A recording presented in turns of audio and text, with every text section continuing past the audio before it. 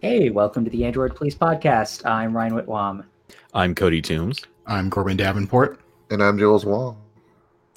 And this week we're going to talk about not Huawei. There is no Huawei anywhere in this show, which is a relief for us, as you can imagine. Wow. A lot of other stuff. There's a lot of other stuff to talk about, though. It's been a big week. So let's start with Android 10. It's out. It's a thing. We've been using it. I mean, we've been using it for months, but we're using it like for real now on phones that, presumably should not be broken messes. And for the most part, it's not a broken mess. I've been using it on a Pixel 3. I think Artem installed. He installed he has the beta on his OnePlus. He's freaking out because it doesn't have the navigation that he likes anymore. No, it broke. He was like panicking in our work chat because he couldn't sync his clipboard anymore. The clipboard syncing. Yeah, there are a couple of weird things, I guess, about Android 10. I'm a little bit concerned that I can't automatically upload my screenshots in Dropbox anymore. They just don't show up, I guess, as photos. I don't know, maybe did Android 10 like move the location of the screenshots folder or something? I'm not sure. I use an app called DropSync to do that. Yeah, see, I just don't want to have to set up another thing every time I move to a new phone. And it's been nice for years now that Dropbox, when I signed in and turned on the photo sync, all of my screenshots would just magically appear on my computer almost immediately, and it's amazing. And I don't know, that started happening for me like 2 or 3 versions of Android ago. Well, that's probably because of Doze mode, because you didn't exempt Dropbox. No, even after exempting it, for some reason, well, then your Dropbox stopped account working. is broken, because it's always worked fine for me. Cody has to do the ritual sacrifice to get it working again. So, okay, but that's neither here nor there. So it's rolled out to Pixel phones. There are OTA updates. There are OTA sideloads you can download and manually install it. You can flash an image. Don't forget about the Essential phone. Right, yeah, and the Essential phone. It came out for the Essential phone. That's all they have. That's all they do. They basically just wait for new Android updates, and then they release them on the same day as Google so that they get some press. Are they the LG Android software update team that just got shipped over? It was like Korea just like deported them, and it was like, oh, we have to go to Essential now. I mean, that would be unfortunate for LG because they're really good at updates. That's all they do. They lost the one person working in the update center. They defected. So I've been using the new gesture nav on Android 10. I've committed to like just using that to see how I feel about it. And so far I think it's okay. The Google's kind of workaround for the back gesture to still make it feasible to access like things that have gestures near the edge. I don't think it's very good. Like the peak for navigation drawers, not good. It does not work well enough. It's very aggravating. Luckily, most apps have like the hamburger button, so you can just reach up and tap that to open the app drawer, or not the app drawer, the navigation drawer. But there are some apps that have like non-standard implementations of that, and it doesn't work quite right. And it becomes very aggravating to try and open that without triggering the back gesture, even when you mess with the sensitivity that they added in one of the last betas. I really think Google's going to need to address this in some other way. Like, there's no reason that the back gesture should go, like, it should be detected all the way to the top of the screen. Yeah. It's just kind of... No, Xiaomi does just like a 2/3 up to the way I think with its gestures. I think that would fix a lot of my issues with it, because I feel like when I am swiping to like either to like move between like panels in an app that has like multiple screens, or when I'm opening like an app drawer, I feel like I reach at least most of the way up the screen. But that's just one of many things that's new in Android 10. And I mean, aside from the back gesture, I do really like the new gestures. I think that it's overall a good improvement. The one big fear I have for Android 10 is dark mode, because I feel like that's just going to be a thing that never ever gets done down to the last detail, because I got transit directions and the text was still black on black. So like they're going to have to figure out wherever the heck all the text is. I was just going to say I want more apps to start supporting dark mode. And I want them to do it well. Like, it's kind of silly that Android 10 is out and the Play Store, they just rolled out the redesign to everybody, and it's blinding white, and there's no dark mode. Like what? Like why? Why Google? Well, it's a callback to when Material Design was introduced, and it took some Google apps like a year to fully switch over. It is ridiculous. Google has like 1 billion employees and a giant mountain of money. Just do it, Google. Remember when it took Hangouts like an entire year to get Material, and then it wasn't really Material? It was just like they made the title bar bigger and added the floating button. They're like, yeah, we did it, guys. You're welcome. I was going to say, there's still a few apps that haven't really completed that transition even today. Not surprised. Design language. Yeah. It's just such a weird like scattershot of apps that have dark mode. Like Google Pay has it, but like I basically am never opening that app, even during the day, but like not at night. Like you don't need to open the app to use it. Like you just tap your phone. That shouldn't be a priority. I mean, you know what they should do at Google doesn't have it, which I really feel like that's one of the apps I would really want to have dark mode work. So with Android 10, they have Project Mainline, which is supposed to go further than Project Treble in terms of compartmentalizing the update process so that it makes it more easier to target updates. I think Google should have just teams work on a bilateral or a multilateral kind of thing where they're able to manipulate this code. So you have all the apps teams, just have like a design. Oh, shut up, you Pixel. They are supposed to like they just go in and just work on dark mode. And they'll just like go through all the apps, regardless of whatever teams they're working on. That should be happening at Google. Like there should be a main line for the Google teams or the Android teams there. That would be nice. Okay, let's see. What else is new in Android 10 other than breaking clipboard apps? The thing that must be excluded. A better share sheet. Well, it's not as laggy. I think everyone is grateful. I haven't run into that much yet. I haven't shared many things. It's supposed to pre-cache like the things that pop up at the top right, so it doesn't have to do it when we tap on the share. Yeah. I still need an option in stock Android to turn that completely off. Yeah, because one of the best things. Never what I want. It's never one of the best things about Samsung's One UI is that you can just turn that off. Yeah, and I think LG does that too, but yeah, that needs to just be an option somewhere. Is it me, or are we almost at this point kind of trained not to use the sharing functionality if we can avoid it? I know I'm personally like I hit that point of like every time I do this, it's going to be laggy, it's going to take forever, it works badly. I just don't want to use it now. I just ignore the direct share stuff that pops up at the top. I always just open the full list and tap on the app. The share menu's still great. It's just that extra line, and then also when apps want to be little special snowflakes and make their own share sheets, that's much worse.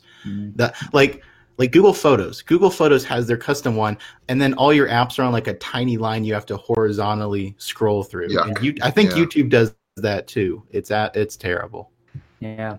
What's funny is for a long time Android's share menu was so ahead of its time. I mean, if you looked at what they were doing at that time in iOS and Windows Phone when that was a thing, Android's share menu was fantastic. That you could have apps just plug into it and magically just share things to them. It was really cool. And then they just started adding all this stuff to it that we don't need, and it got real bad. Ryan, with enough time, there's nothing Google cannot screw up. Time and effort, they can make it happen. Yep. Yeah, they just have to release some more messaging apps. Oh God. Well, with that said, I think so. There's all this new a new focus on privacy. There's a dedicated privacy menu now, which is cool. I like the way that it handles location now. There's a separate location menu now, and when you grant that permission, you have the option to only allow apps to use your location while they're open, which for most apps I think should be fine.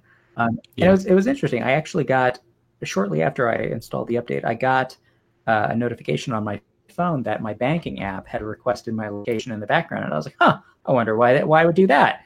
And it was like, do you want to turn that off? I'm like, yeah, Yeah, I do.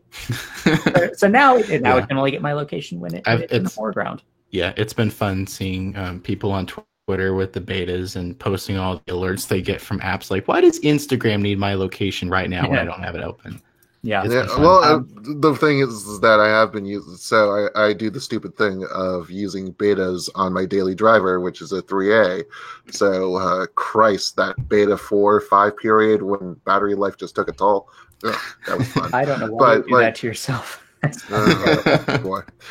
Just takes one for the team. Yeah. But Instagram, like every single, since selecting that only use location when I'm opening the app, like when I'm posting photos, I want to tag a location, it only tags from my current location as opposed to the one that originally was associated. I'm not sure if they're not like reading the EXIF or because I think isn't location GPS data writable to EXIF? Yeah. They just don't have. They're just like, oh, you're actually here, whereas I'm like 40 miles from where the location is. That would be the most Facebook thing, is just constantly recording your location instead of just grabbing the location from the picture. Man, that wouldn't surprise me. But I'm sure they have some other used for that location data too. Yeah. Just keep that around so the next time they have a data breach, they just lose all of your location data. Yeah, and of course, Android 10 also has the new storage API that was going to be mandatory, and then everyone flipped out. So now it's just there, and you're just gently encouraged to switch to it because at some point the old one will stop working. Probably I feel like Android Google's 11. I feel like the Google's going to backtrack on that more. I feel like that was a mistake for numerous reasons. Developers did not like that. I mean, I try not to be reactionary about OS changes because we've seen so many of these things come and go, but like something that kind of breaks file managers, I don't want that, because there are still so many times when I need to dig into the storage to do something because something doesn't work, or I need to like do some dumb thing because I'm writing about something, and I just don't want to have to deal with not having functional file managers. Well, it still lets you get to like the download folder and your pictures and music and all that stuff. I want all the folders. I feel like it's reasonable that I should be able to access like the non-root folders on my phone. Okay. Well, they're taking that whole sort of like Apple mentality of regular users just genuinely don't need access to most things. I mean, that's fine. Just make it a permission with scary warnings. Well, what I'd like to see, and maybe they did add this, I actually don't remember, but what I want to see is sort of that one app gets to do more things strategy. Yeah, I would be fine with that too. The roles. Like you have your home thank screen. you, role. That's what I was looking for. Yeah, I'd be fine with one file manager gets the role of like full access. You can go wherever you want, obviously within reason. That seems fair. And then everyone else just has to kind of like just deal with the folders that everyone gets to touch. Yeah. And we didn't include in this post, but why didn't we include the new emoji in this post? This is clearly the most important. Come on, man. There's a sloth emoji now, guys. Come on, this is really exciting. Did you really want the comments from that post to spill over onto this one? No, I didn't. Jeez. Well, if there's anything that we can do, it's to pimp Ryan's piece for the every Android 10 feature that we found so far thing, because that's just... We have a giant post with every single change. Huge. It's ridiculous. And you know what? It's worth reading if you're interested in that kind of thing. So it's in the chat, and I think we might just add it after the fact to whatever link system that we have on the podcast. There we go. Yeah. I just happened to paste the emoji link too. Yeah. Don't look at the comments on that one though. You'll find nothing but suffering. So Android 10, it's supposed to have better smart reply. I haven't seen this at all. Is this only working in certain apps? Maybe. I'm not sure. I've been using Android messages and I've not been able to tell a real difference. It just gives a good guess at whatever the context is. I've been talking a lot about testing. It's just like generally basic emotive responses like, how do you feel? And what's up with that? Along with a couple of emoji. I wouldn't be surprised if maybe Android Messages just doesn't support it yet because Google, the demos that they have on the Android site, they use Signal for some reason. So I don't even know. I don't know. The 6 people that use Signal will be very excited. I love Signal, but no one uses it. You have a robot talking to you on the least used, whatever. Yeah. So, Android 10. Most of you will get it in 6 to 8 months, if ever, as usual. Yep, basically. Sorry. Oh goodness! We're so excited for it. Yeah. You know what else is Google's doing? Assistant ambient mode. That's a thing now. On other on like devices, on like tablets and stuff. Wow. Yeah. All right. Yeah. So this is chill out. Just if you've seen the like the Lenovo tablets that sort of turn to an Alexa smart speaker when you dock them, this is kind of the same concept but on Android tablets and phones. So the gist is that you would dock your tablet or phone somewhere, and the screen sort of turns into this ambient mode that's kind of like the Google Smart Displays, where it shows like the time and calendar events and notifications and all that fun stuff. And yeah, so basically your phone screen will do like cycling through pictures, doing the whole photo frame behavior. Yeah. So on the tablet side, like they're focusing on these phones that have like docks, but they also are supporting the Nokia 7.2 and 6.2 that were just announced that I don't know if we're going to talk about. We might. Yes, we will. But those, as far as I'm aware, don't have docks. So I guess it'll just be while you're charging them. You'll get the assistant ambient mode, or at least the option for it. It sounds like it's a lot like the thing you get on Pixel phones if you have them on a Pixel stand. Yeah. It sounds a little much for Daydream mode or Daydream replacement, Daydream-like for those phones to have that kind of thing. Yeah. Yeah. But yeah, so this is, for all the people that are, all the people complaining that why don't I just get a tablet? It will do all the same stuff that a smart display will. Now it actually does. So turns out you were right all this time. So the Galaxy Fold. You can buy that's it. A thing again. Yeah, they've Take Two. They finished their redesign. They're willing to sell you one for almost $2,000, I think, still. And I don't know if anybody should actually take them up on that. But yeah, you can do that right now. Well, if you wanted to do it beforehand, if you were one of the original pre-orderers, then I'm sorry to say, but you're going to have to, well, you probably might have already done this, fended for yourself, gone into the wild, and rebooked your pre-order, because apparently we were told by Samsung that all the existing pre-orders have been canceled. It's really, the news started out in like a little trickle. Some people reporting this, some people reporting that these customers were being affected, and then we just asked the horse itself, and that's when we got the bad news. Now everyone is being recompensed $250 in store credit, so you could take that as like a little discount on your $1,980.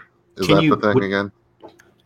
Do we know if you can actually order the Fold from Samsung's website? I'm actually looking for that right now. Yeah, I saw some people complaining that you weren't able to, but I don't know if it just hasn't showed up yet because you can't officially buy it in the US yet. I'm not sure. Well, I really don't know if this was accurate, but a few people were saying something about you'd have to try to find these in actual stores, which sounded absurd. Yeah, Hoop Ice is in a store now. Why would they send this to a store in the first place? They're gonna make. Yeah. They're not even gonna make enough of these to put like one in any given store. Yeah. Okay, so technically, I guess sales are supposed to start tomorrow, right? In South Korea, though.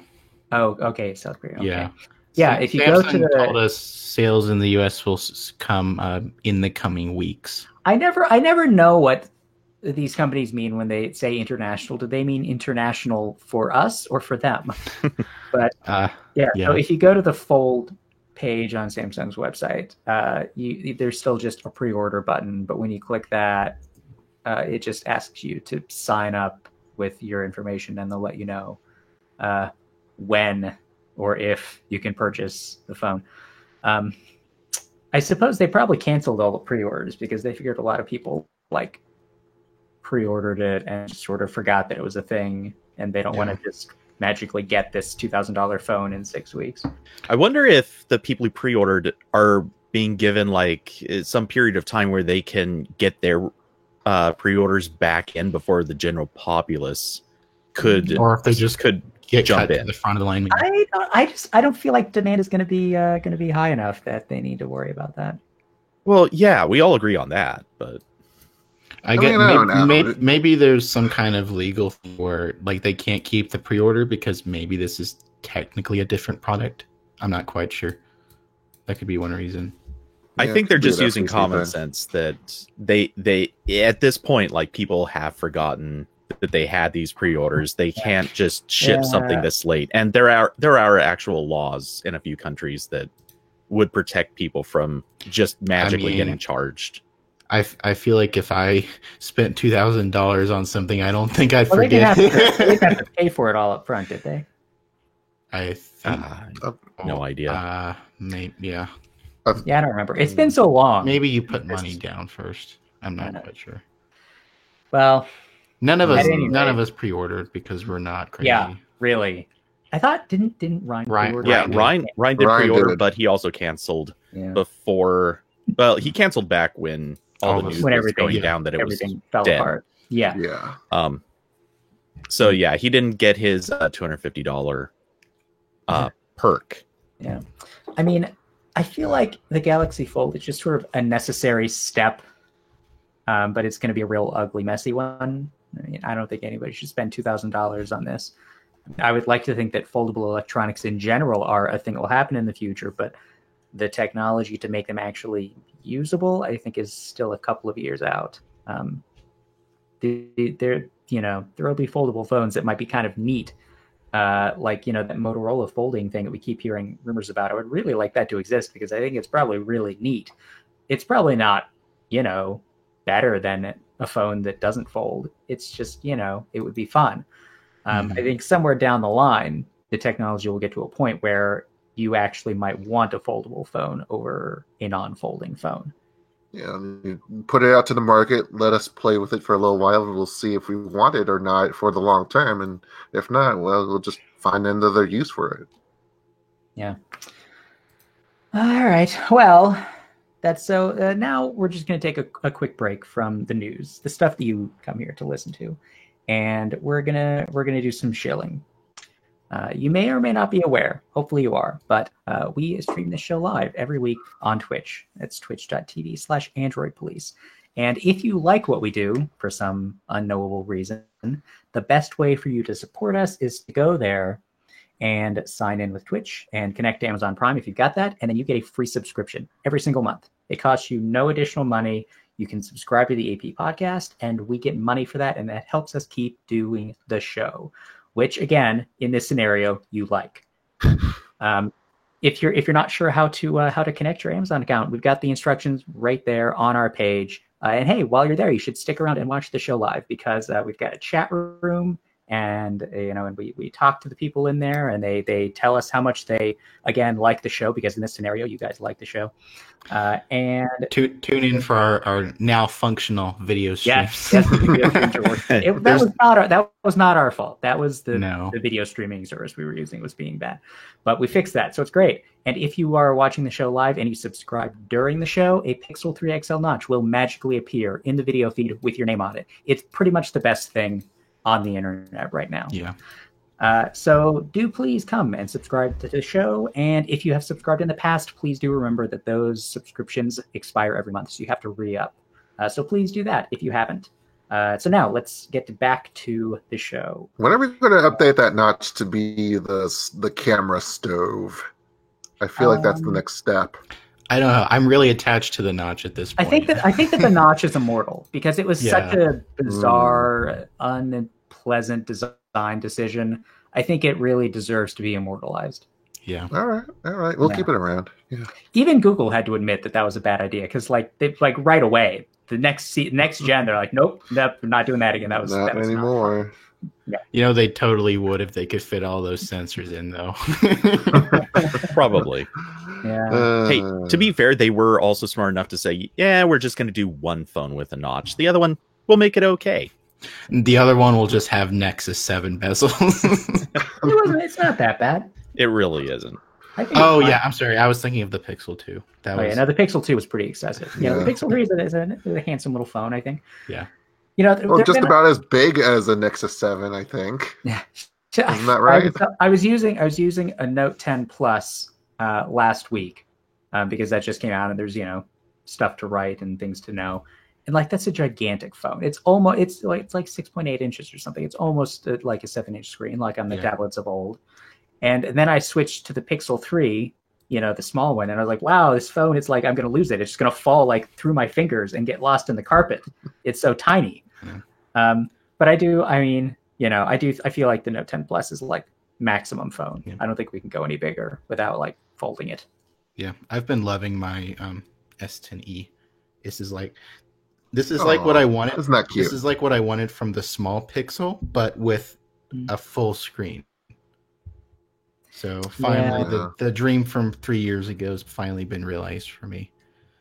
And also, my OnePlus 6T is way too big to use now. I tried to use it yesterday, and it's like a brick in comparison. It's huge. I mean, I think the sweet spot for me is just north of 6 inches diagonal measurement. At that point, I feel like it is an appropriately sized phone, and even the ones that are they use the super tall screens, like the Sony phones that are 21:9. I feel like at 6 or a little bit more, that's still a usable size. When you get to almost 7, that's I don't know. I think a lot of people would think that's too much. A 5.5-inch screen is maybe a little on the small side.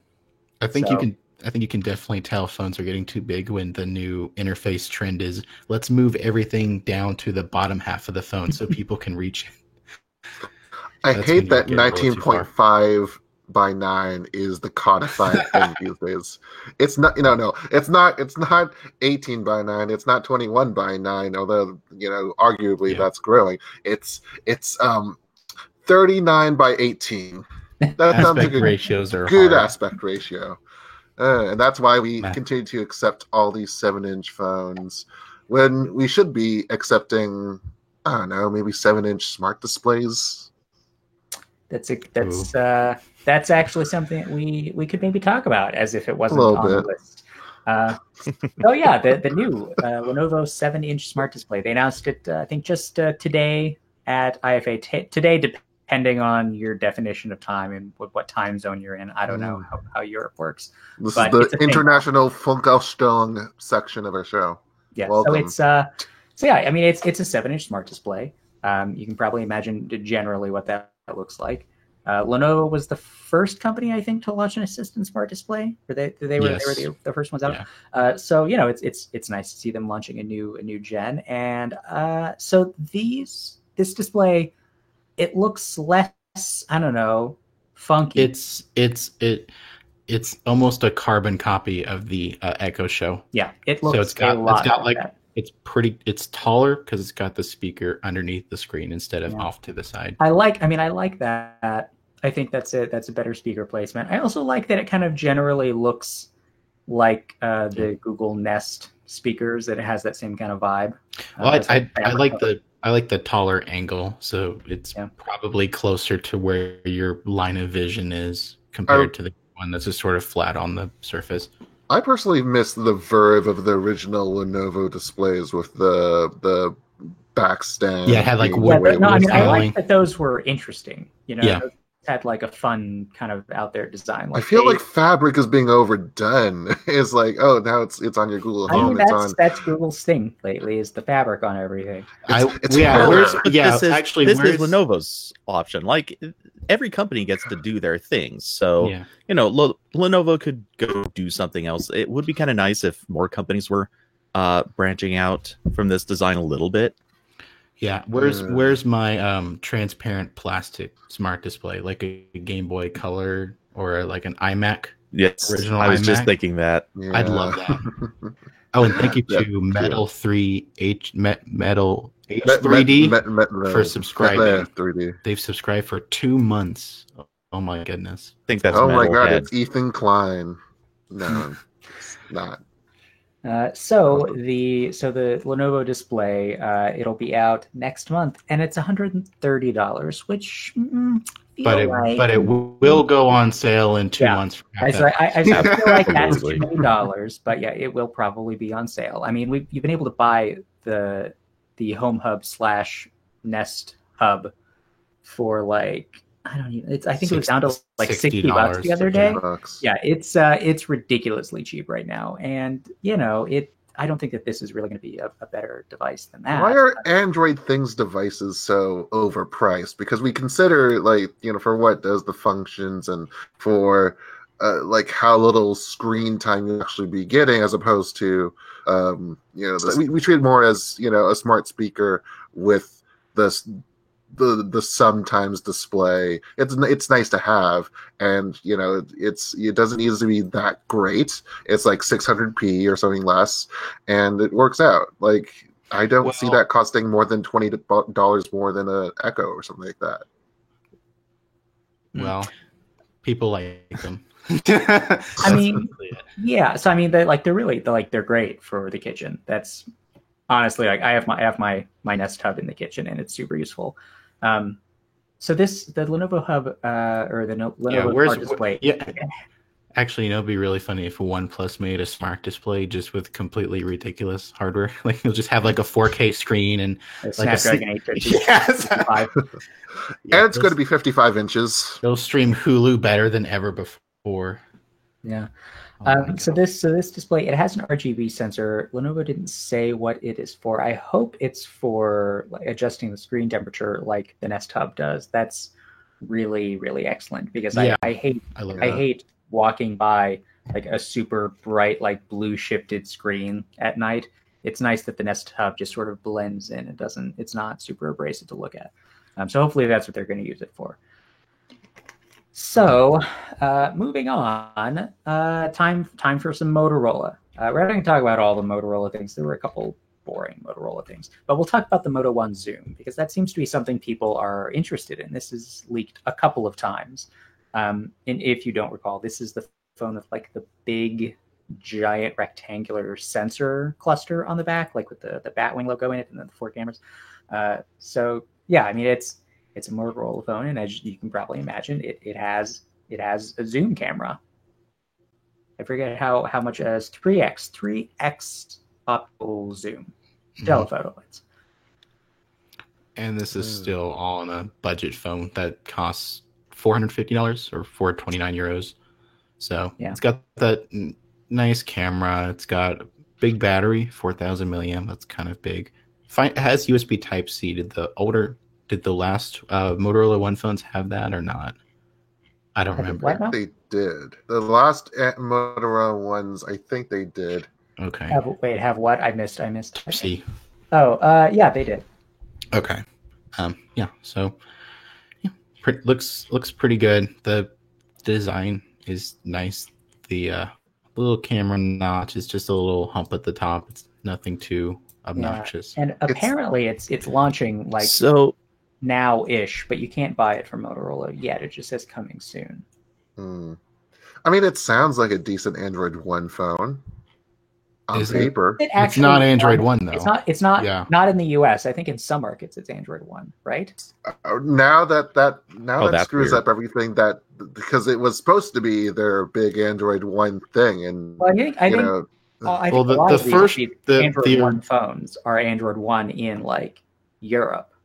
No, but I don't think the Nokia's Android One phones are Android One here. I think the first Motorola One was Android One, and that was the whole thing. But now they're just kind of using this name for that's like their new mid-range whatever. So yeah, typical Motorola, Just bad branding. Yeah. So seriously, the back of the phone, this is driving me nuts. It actually has the 48 megapixel printing. Like they have a lot of printing right next to the camera module, and it's just trying to be Huawei like. Yeah, that's totally copying Huawei. That's their thing. Yeah, Huawei lists like the whole specifications on the side of their back phone. Semaphore. That's just the worst thing to possibly copy. Yeah. Yeah, I mean, I don't think this is going to take like magically great photos. It's a Motorola phone, and Motorola's camera processing has not been great comparatively for the last few years. The main sensor, it's 48 megapixel. It's that same sensor we've seen in a bunch of phones, and it's been down to, I think, to 12. So if they're trying to compete with Honor here, it's going to be, I mean, I think at that price, you're still in a lot of places getting the top end chipset as opposed to the mid-ranger at like that whatever the heck it is, 400 something. So I don't know. So yeah, this has a Snapdragon 675, which is, a newer chip. I'm not sure about the $450 price point. I feel like that's getting a little up there, but we will see. We'll try to get a review unit before too long. But we have we have a hands-on on the site if you wanna check that out, and you should. Mm-hmm. You should go to androidpolice.com every day. Yeah. Yeah, every hour. Yeah, exactly. Every hour, and click on every ad. Otherwise, we can't keep sending Scott over. Yeah. Please turn off your ad blockers on androidpolice.com. One ad means Scott can go to one more podcast. If you subscribe to the podcast, I wouldn't feel so bad if you ad blocked us, because then at least you're helping. It's your penance. Yeah, right.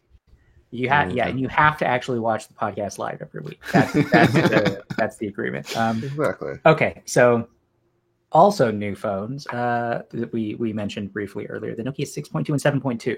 I am somewhat disappointed. I feel like the Nokia 6.2 is a rewrapped Nokia 7.1. It's cheaper but it still has old stuff in it, and it's just the Nokia 6 and 6.1 were like really good phones for the price. I think they made significant advances compared to the other phones in that same price range. The 6.2 and 7.2, they look basically identical. They have the same display.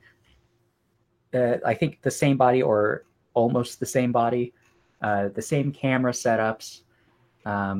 They have the same fingerprint sensor on the back. Thank goodness not a display sensor like the Nokia 9 that was terrible. They both have like the water drop notch and the slightly larger chin at the bottom and a big round camera module on the back. I think the only notable difference is that the 6.2 has a Snapdragon 636 and the 7.2 is a 660. Isn't that one getting a little long in the tooth? I was just thinking, that's an older chip, and I was thinking, what did the 7.1 have? Was it a 660? 636, which is the one that they have on the 6.2. Okay. Yeah. So they just stepped it up one notch. Yeah. And they sold. That's why it's like 7.1 was $350, and now basically they've stepped it down, and it's was it €200? Yeah. So yeah. So what is So is the Nokia 7.1 basically the 6.2, with a different camera? Yes. Yeah. I hate that HMD's fallen into the same let's make a phone for every $20 price point that Motorola's been doing. I just want them to be like, look, we've made our budget phone and our mid-range phone and our premium phone, and these will be the phones for the next year. And look at how good they are. Yeah. We're gonna update them, and they'll all get the new Android update after a month. Yeah, now it's hey, there are 8 different phones at every price point, and also it's hard to tell which market they're going to come out in because of reasons. Yeah, and it's very annoying. Like the 6.2 and 7.2, they don't have any US pricing or release details at all. No. They just said eventually they'll come out in the US, but they're launching. I think they said, is it later this month? No, in October, maybe, in Europe for for, let's see here, €299 for the 7.2, and then €250 for the 6.2. So about the same price points as the same line last year. Yeah.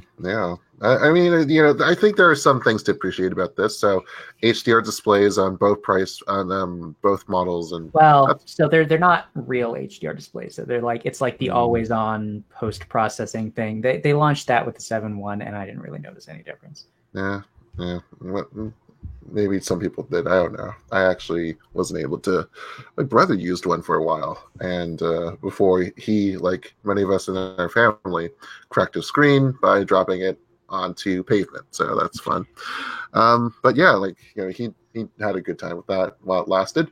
And I think Nokia or whoever, HMD, can justifiably say, okay, we're delivering on a certain expected experience at this general price range, and we're focusing on software updates, which we're still doing very well. We have a few kind of practices that are kind of shitty, like what was the security one that had some of their phones were sending data to like a Chinese service or something. Yeah, it was supposedly accidental. But it's very, it's a consistency is what they're going for here, I feel like. And I think, for showing people that we're still new, or we're still quote unquote new, we're still in the frame of your consciousness. Yeah, that's, I think that's important. I just hope these don't have weird software performance issues, because that's been a problem on a lot of their recent budget phones. Is like they'll just be random slowdowns or some other strange issue that shouldn't be there. So fingers crossed. The 7.1 was pretty janky when it launched. I think it got a little better with updates. The Nokia 9 had really substantial performance optimization things going on. Yeah. Like especially when you took pictures, the entire phone would just like stop working. So I don't know if they fixed that. I should maybe turn that phone back on and update it and see. But so these phones have like 3 camera sensors, but it's not doing any of the crazy post-processing stuff that the 9 was trying to do. So now we're just going to take another quick break and remind you that you should subscribe to the Android Police podcast. Go to twitch.tv/AndroidPolice. It is free if you are an Amazon Prime subscriber. We have instructions on the page to link your account and get that all set up. It's quick and easy and helps us keep doing the show. And now on to LG, which has released a new version of the G8, the G8X, which again for some reason this is like the third time has a dual screen attachment that you can buy and carry around like a secondary screen for your phone. And we have a hands-on post that David wrote, and he's not really a fan of it. I can't blame him. I have used a recent LG phone with one of these dual screen attachments as well, and it is really pretty much useless. But Ryan, you can play a game while watching a YouTube video. I mean, so useful. There's so few instances where I feel like I need to do that. It's like LG has this feature where like you can pull up the keyboard on one of the two displays, and then you can have an app on the other display, and you can like set it down, and it's like, oh, look at this big keyboard, I can type on it, but like it's still a touch screen. It's not like better to type on that. I do like the purple laptop, but it's still not good. And that only works with LG's keyboard too, by the way. You have to use their bad keyboard. Yeah, and it's so this all seems like a nice concept idea that could never actually be good in practice. Oh, I can't imagine any normal human being wanting to do this, because like it is a chunk when you have the phone and the display like together. Like it's basically Galaxy Fold thickness, and I just don't feel like the functionality is significantly better Like, you can switch back and forth between apps. It's not that bad. It's a phone. If you need two things in front of your eyeballs, you should probably have like a tablet or a computer. 326 grams. Wow, that's aren't we creeping up into like the 8-ounce, 9-ounce territory there? Yep, we're getting there. But yeah, I mean, I don't know. Did LG say if this version of the phone was going to come to the US? Because I know on like the V series phones, they have not been including the necessary Pogo pins in the US market to connect them to these dual screen case things. I don't know if that's the case with the G8X as well, but yeah, they might not release this at all in the US. I also appreciate that the secondary screen still has the cutout for the notch, even though there's no camera on it. Right? It's so completely unnecessary. LG's software, that update center can only go so far. Well, that's hardware as opposed to software, but I'm sure they've got the same. Change the software for the other side of the. They've got the same one intern working on the software and the updates. So you they coded in the notch for the phone part. They're not going to like take it out in the case. That's too hard. No. They've actually cut it out in the software. That's the extreme that LG goes to make this. They had time to make the new keyboard though, but the notch is just too much of a technological hurdle. Yeah. They couldn't get it done. I really just kind of wonder what is going on at LG that they spent their time making this. They've done this like 3 times now. These dual screen cases. I just don't understand why.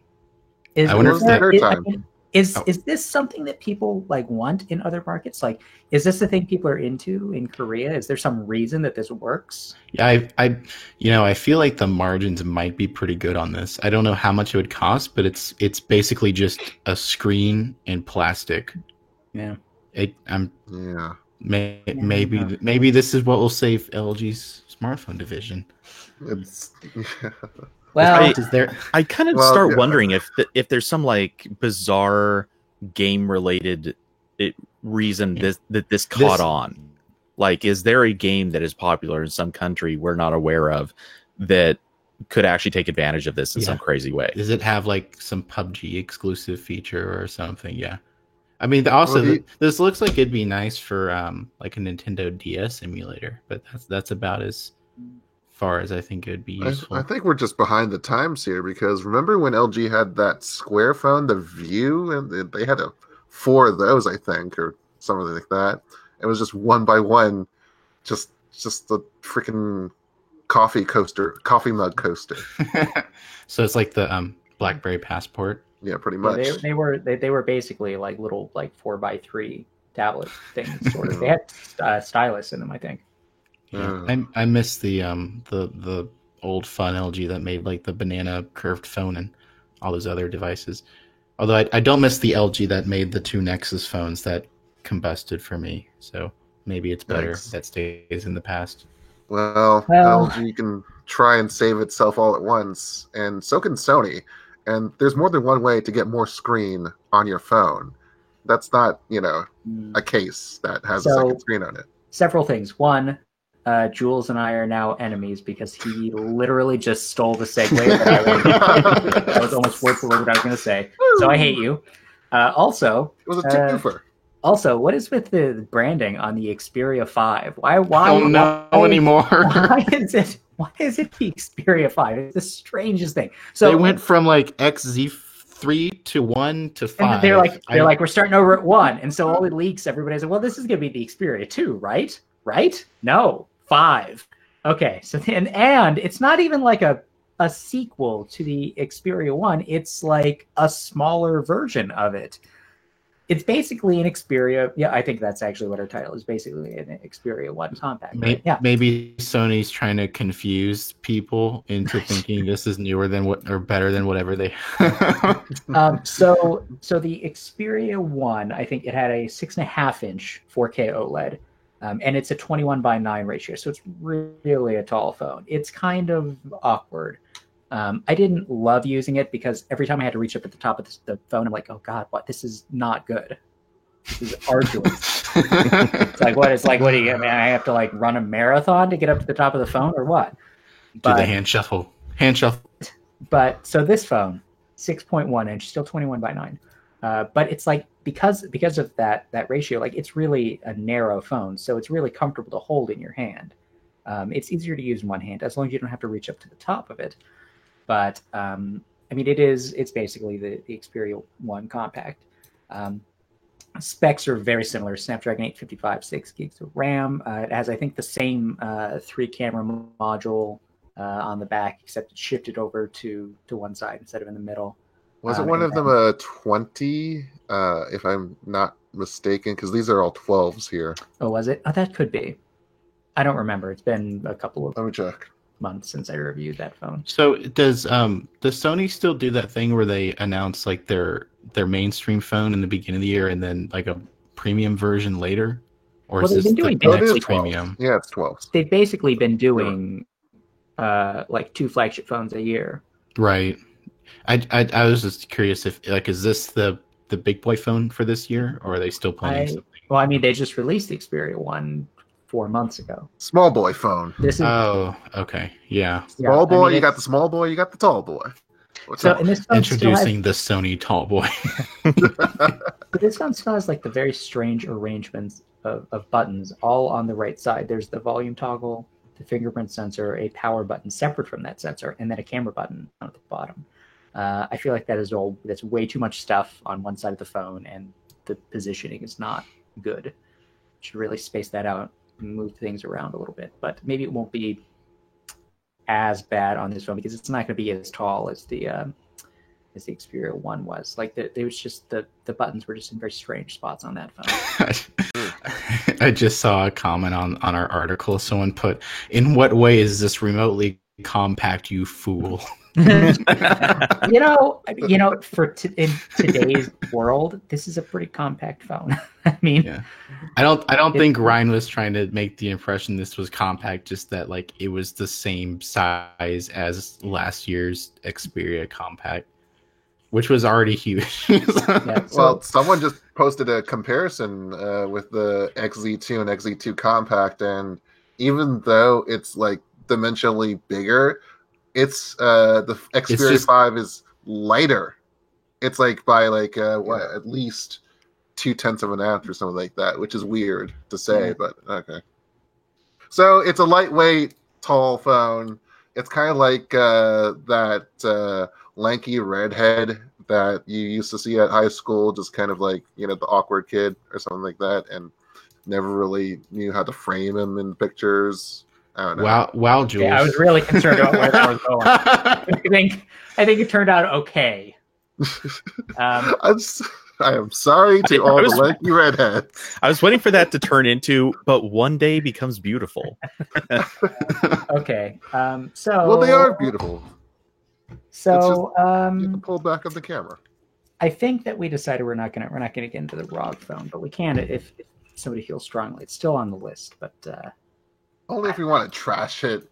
I mean, the ROG Phone 2 Ultimate Edition. It's a very ugly phone. It's very ugly. Yeah, it's just it's just a it's got all of the specs and all of the UGG. That's the slogan, actually. That's Asus. You can have that. I give that freely. I like that it has 12 gigs of RAM. Has anyone given this phone to Artem? I really think he's the target market for this phone. I think the Note 10 Plus is 12 gigs, isn't it? Yeah. We need to can someone send Artem one of those phones? I bet he'll still have issues on 12 gigs of RAM. Probably. That McLaren edition OnePlus 6T too. Yeah.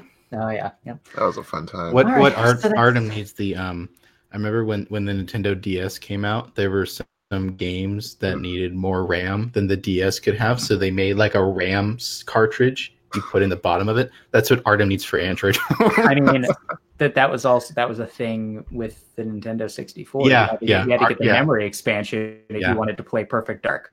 Which, Artem needs the memory pack because it was a great game. Yeah. Oh goodness. Well, that's the case for Moto Mods. Well, you know what? We don't have any Pixel 4 news really this week. But I am going to report that I've heard from trusted sources that the Pixel 4 will have an optional memory expansion. Ooh, you just plug it into the back of the phone. It gives you twice as much RAM. I'm pretty sure that's real. That's the solution. That's how you appease the crowds. Yep. Yeah. But does it come in the transparent plastic though? That's what you also need with that. Well, it needs to come in like a complementary color. Yeah. Where's my Pikachu edition Pixel 4 with transparent yellow plastic? That's what I need. That reminds me of the DLC. That's the end of our topic list. Is there anything else that we want to talk over? The danger. What was it? The playground. Stranger danger. Stranger danger. No, the one with the crank, the little Game Boy thing, the crank. Oh, yeah, that's not really our news. I mean, believe me, I would love to rail on that thing for a good long while. I have in our private chat, but what was that even called? Oh yeah, the Playdate by Panic. That's so weird looking. Okay, go look at that, and we'll see you next time. Yeah. All right. So yeah, that's the end of the show. Do please go to twitch.tv/AndroidPolice. Subscribe. It is free for an Android Prime member. And also definitely look at this weirdo little handheld thing. And don't email us to ask us to talk about it. Yeah. But yeah, we'll see you next time. Good night, everybody.